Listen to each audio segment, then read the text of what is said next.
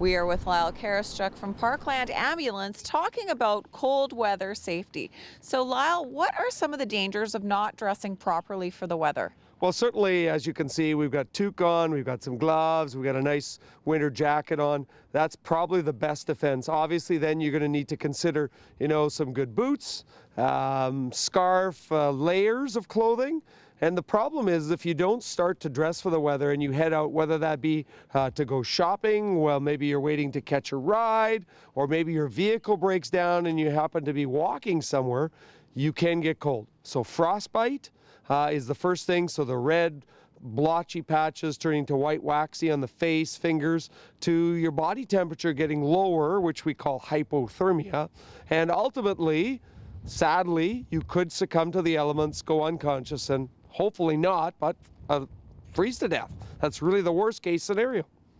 Now, there has been incidents of this across the country, so our community's created cold weather shelters. Can you tell us more about those? Well, certainly the community has created a bunch of places that you can, if you're in need of warming up, difficulty getting around, homeless, in need of somewhere to get warm.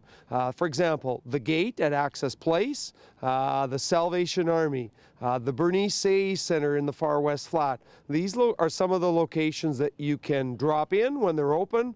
Their hours vary from 9 in the morning, 4 or 5 in the afternoon, or for those people that need to get somewhere overnight.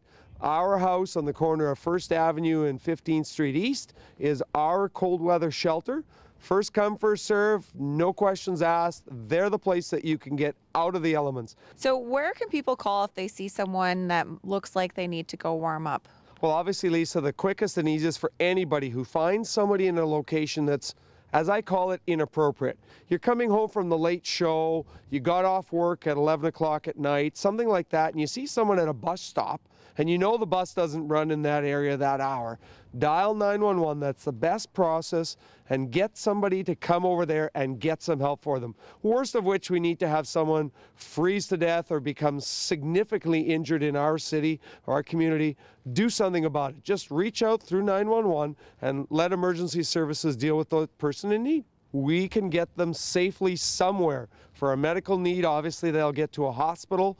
For a police matter, then police will deal with it accordingly. But we have access to those resources to get them warm and get them safe. And that's the important thing, is safety for our citizens. Absolutely. Thank you so much for speaking with us. You're more than welcome, Lisa. Stay warm.